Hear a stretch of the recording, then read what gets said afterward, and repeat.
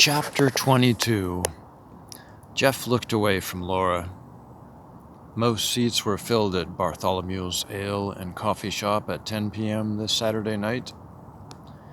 A Middle Eastern man, black beard stubble, with a brown turban on his head, sat in a comfortable leather chair in a dim area along the wall.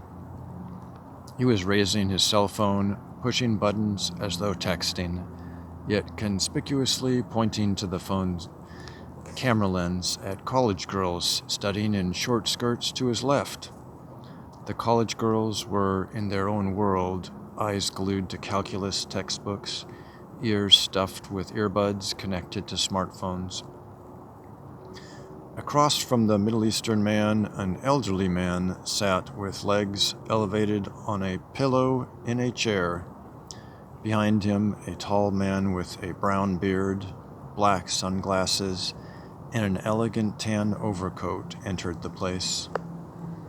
This guy looked familiar to Jeff. The man had on a white dress shirt under the overcoat and black dress slacks. The sunglasses were odd, given that the sun went down several hours ago, but this was California, with odd people everywhere. Jeff refocused his mind on pertinent topics.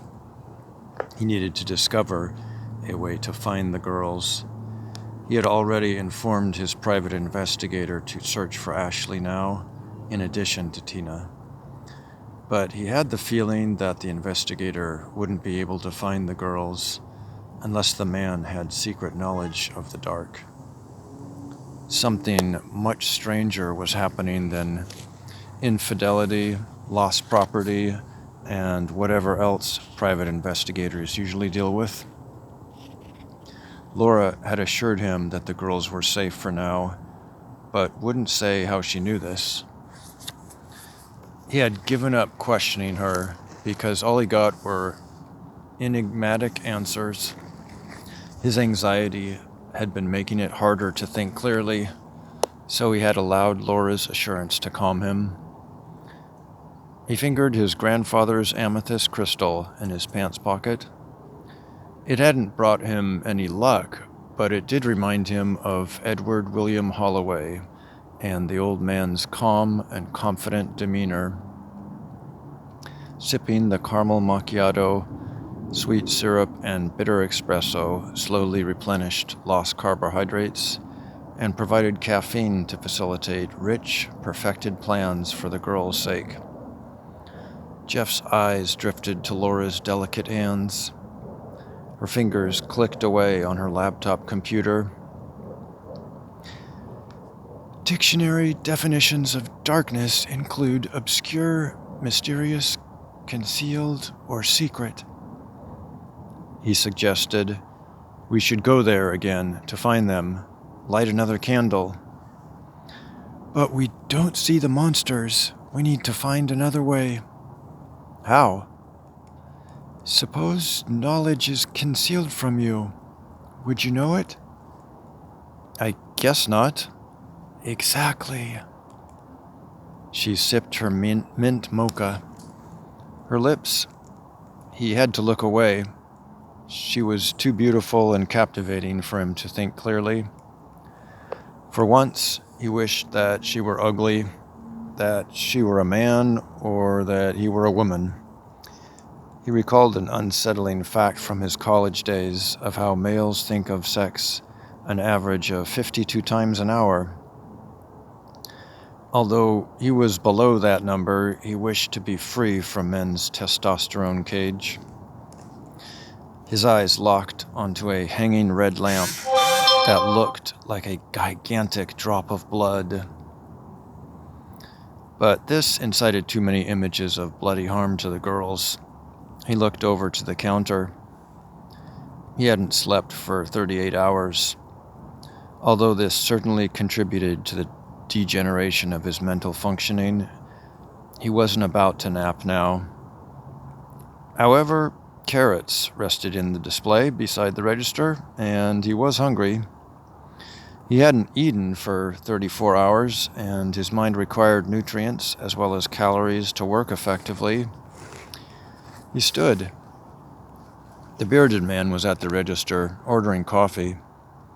Jeff noticed the man wore scuffed, black, steel-toed boots. This was strange given his expensive professional attire. The overcoat made him appear larger than he was, or maybe he was just a big man. Laura asked, "Would you believe in something you couldn't know?" "Huh?" He continued, looking at the bearded man. "Who wears an overcoat in a warm coffee house? It could hide things." It made Jeff uncomfortable. Probably just his frazzled nerves overreacting, but he imagined shot-off shotguns, Uzis, and long pistols hidden away in the material. He sat back down, foregoing the carrots for now. "Would you?" "I don't understand."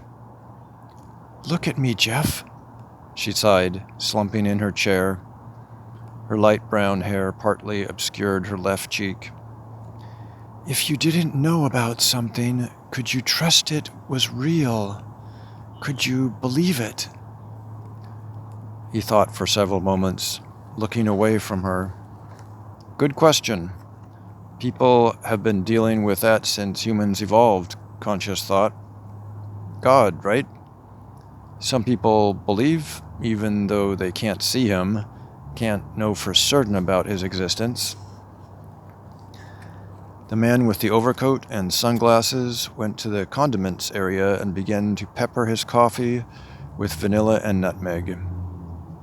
His head was hung low, making it difficult to see his face. Laura replied, "That's interesting, but not exactly what I'm talking about. In the darkness is knowledge waiting to come forth. It's like walking into an unlit room. Even though you couldn't see the chairs and table, they would still exist." She paused. "Could you believe in something you couldn't know?" "Sure." You're answering too quickly. Focus, Jeff. If I could light a candle and show you the chairs and table, would you accept it?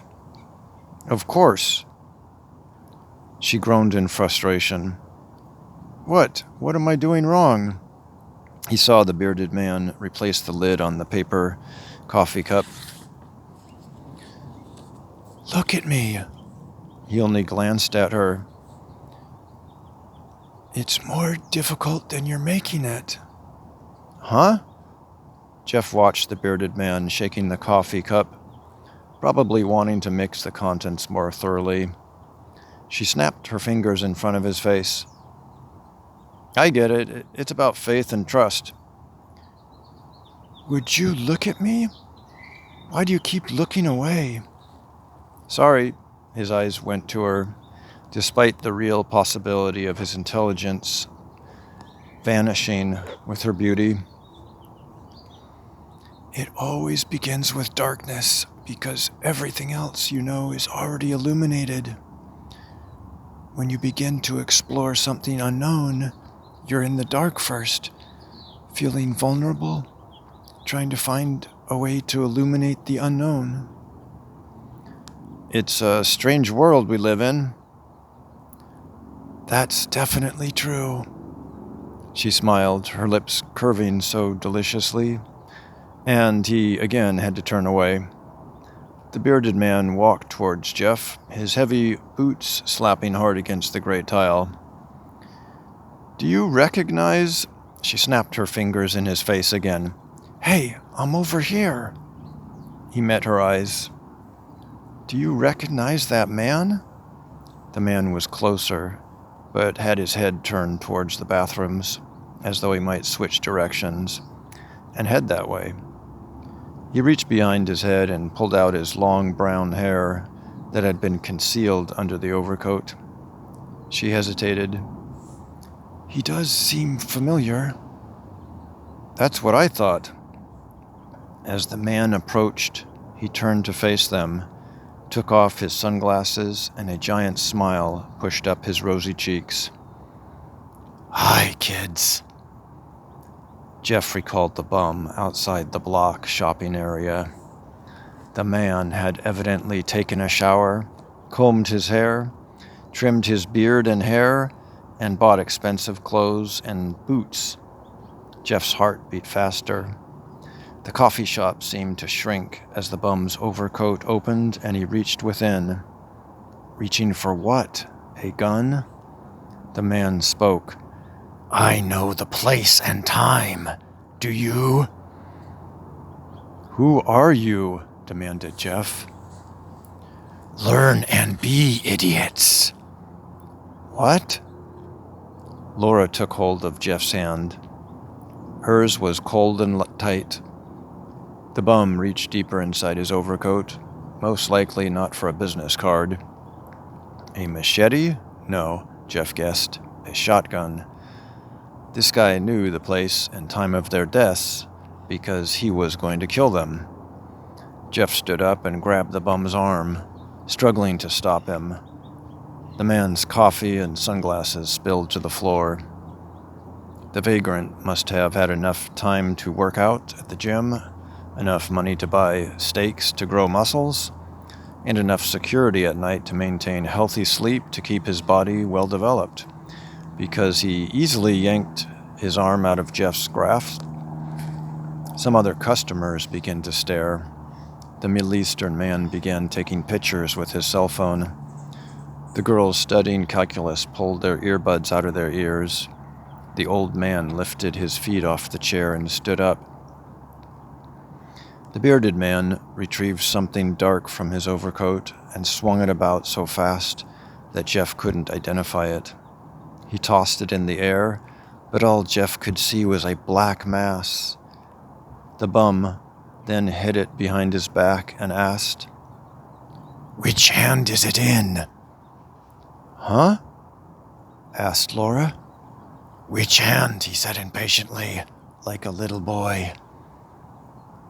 "Left?" "Wrong." The bum showed his left hand empty and then pulled his right hand out and set it on the table between Jeff and Laura. It was deepest black in the center and blurring out into lighter shadows on the edges. But it was spreading, growing onto the table as though sucking the wood into it, like a miniature black hole. Black holes were dangerous. This much Jeff knew. With all his might, he pushed the vagrant back, causing him to fall into the empty chairs near the calculus girls, breaking off wooden legs, clattering them to the ground along with the bum. While Jeff pulled Laura up and ran with her to the exit, people began to scatter and shout. He glanced back and saw the bum getting up. Pushing through the exit door, he could hear the man scream behind them, "I'll kill you."